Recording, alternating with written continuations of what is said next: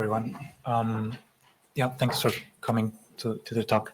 My name is Daniel, and today I'm going to talk about REMAG, which is a tool that we've developed to bin eukaryotic genomes from metagenomics using a type of contrastive learning. So there's a huge variety of microbial eukaryotes, most of which are missed in. Oh, sorry. You hear me better now? Okay, great. Yeah, so there's a huge variety of microbial eukaryotes, not just in morphology, but also in their genomes and in their functions. So there's very high relevance for these microbes in fungi and protists, in the functioning of many microbial ecosystems, microbial communities, and different ecosystems, including compound recycling, and many of them are also pathogens which are very relevant for crops and humans. However, they're highly understudied. So we miss a lot of this diversity in databases because mostly we cannot culture them, and we don't have them available for sequencing. And therefore, there's a need for extracting this diversity from metagenomics data. There's a lot of great binners that have been developed to do unsupervised binning based on contrastive learning, and some of which they've been talked about already in this session, in this conference. So this includes semi-bin and com-bin. They both work using unsupervised methods directly on the metagenomics dataset. There's some tools specific for eukaryotes. However, these are not very, they're not easy to use. They have large databases, take a long time because they have to query specific proteins. So therefore, we developed this tool called REMAG to try to recover some of these eukaryotic metagenomes. So I'm now going to go through the pipeline. First, starting from the assembly. The first step is to remove the bacterial context, and this is done with another tool, which is a classifier published before. So this tries to remove high confidence bacterial context to try to get as many of the eukaryotic contexts as possible. So this helps with the contamination later on. Next step, as in most contrastive learning, is to do data augmentation. So much like semi-bin and com-bin, they both do this step in order to do the contrastive learning. So the idea is that with contrastive learning, you have pairs of things which are similar. So, and these should be closer in the embedding space, or they're further apart if they're dissimilar, also called negative pairs. So the way I've generated, and also the way that com-bin does it, is to create multiple views of the same contig by randomly masking some of this, and then it recalculates the abundance and composition for each other, both the original and the fragmented context, and then it passes both separately into different encoders.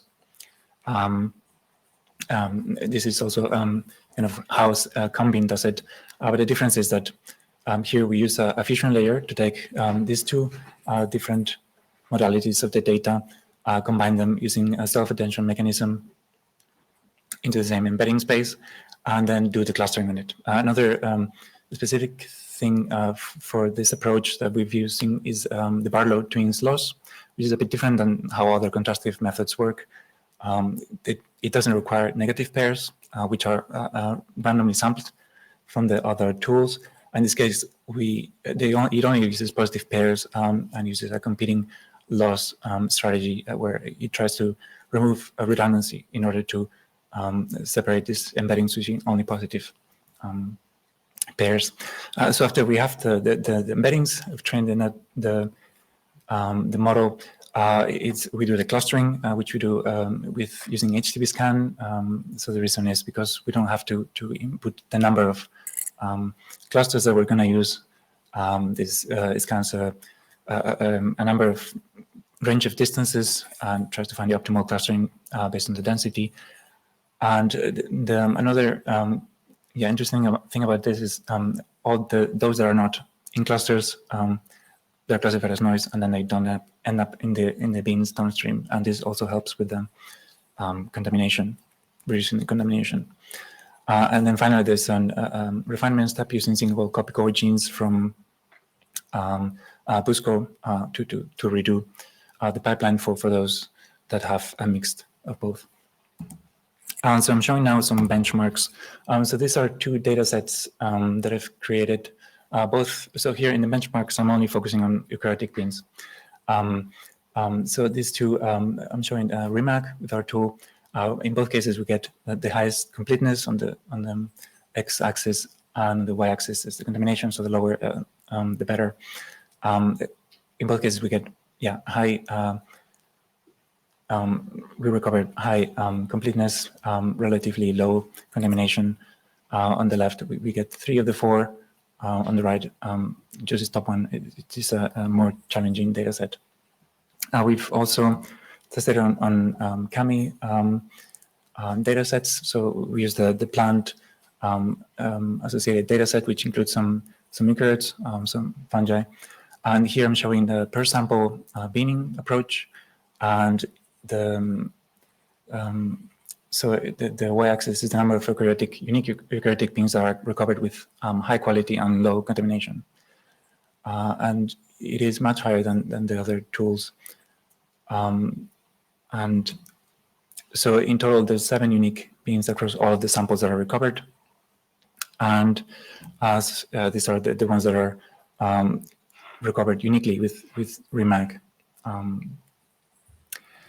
We've also been trying, so it also includes implementation for using multi-sample beaning. So in this case, recovers some beans with high quality, with low contamination, but not as high completeness as other tools, such as COMBIN, which, although it recovers 6 compared to COMBIN, which recovers 5, it shows high scores for clustering, which is encouraging for us to improve this multi-beaning step. Lower average contamination compared with the other tools. Finally, we've tested the tool also on real data sets. So this is hi-fi long-read sample from soil.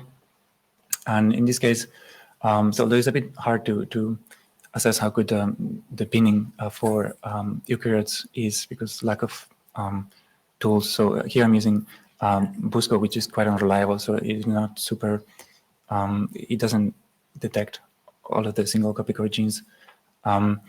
It shows a slight improvement over our previous approach. So here on the left is the single Busco distribution, and on the right the duplicated. So compared with previous methods, we have slight improvement. And just looking at the top max recovered, that includes things like chlorella, which is a algae, and then two fungi, Fusarium and Rhizoctonia, which are very relevant for pathogenicity in crops. So as a summary, we've developed REMAG, which is a tool for eukaryotic MAG recovery, and we've tested it in benchmark. We've benchmarked it on data sets, synthetic data sets, and also on real data sets, and we can see overall slight improvement over similar methods. And as an outlook, something that we want to implement is to try to filter the bacterial context without the need of this classifier, but directly on this embedding space, and also work on improving the multi-sample beaning. And with that, I'd like to thank people who contributed to this, in particular Seb and Chris, for all the support, and feel free to try out the tool, and thank you for your attention.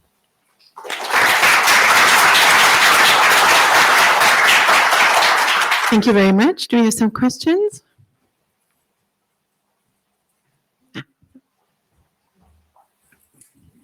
Thank you. Nice talk. My question is, how do you kind of choose the contrastive learning module on yours so that you want to enhance it? In your summary, you want to try another one, right?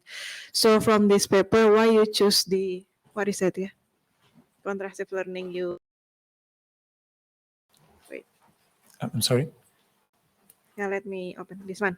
So my question is why you chose abundance encoder and composition encoder for this paper?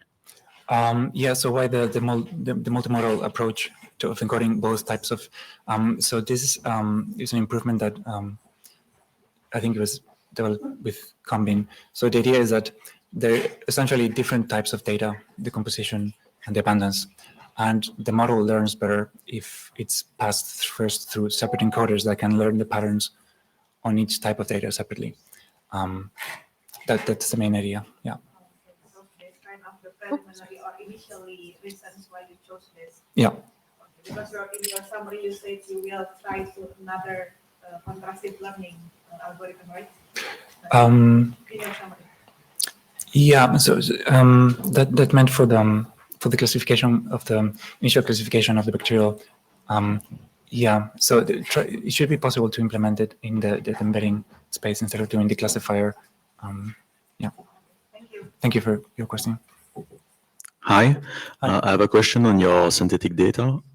You showed the ratio between, on the first set with something like 16 bacteria and 6 eukaryotes. Yeah. You use also the ChemiSim data. Do you believe those synthetic data are representative of the actual presence of the eukaryotes inside your classical metagenomic data and how it could affect your results?